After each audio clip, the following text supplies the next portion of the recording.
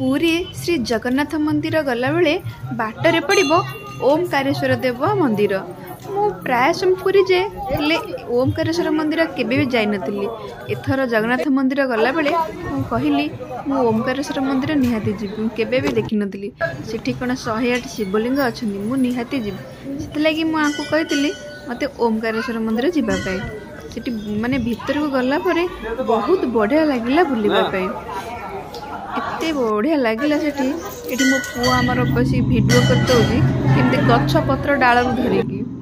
तापर आमे सेठी बाबा को दर्शन कर देलु।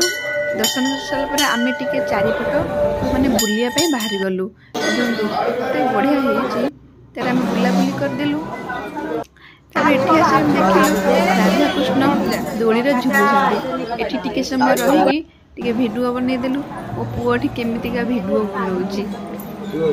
केते सुंदर लगुंट माने राधा कृष्ण दोली रे झुलुछंती। झुलेया गोटे दौड़ लगी आम झुलेबा। तापर आम बाहर गलु।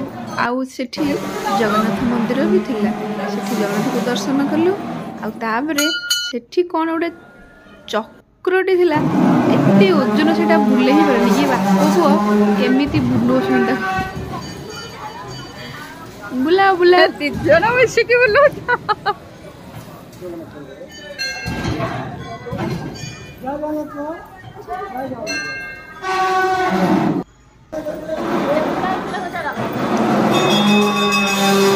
तापर एठी 108 शिवलिंग देखिया ता भीतर एते बढ़िया लागले देखिया पई।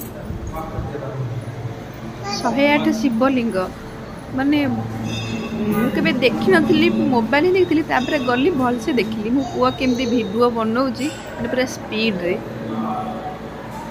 कोटा कौ शिवलिंग सेठी सब लिखा जाइए।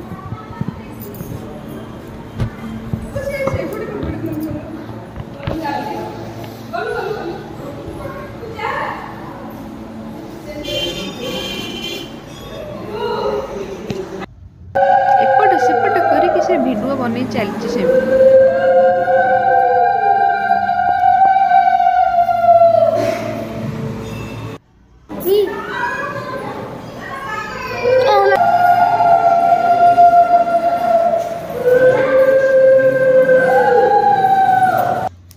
आमे चलु एठी पद्मनाभ मूर्ति कौन थी सेठी देखापी।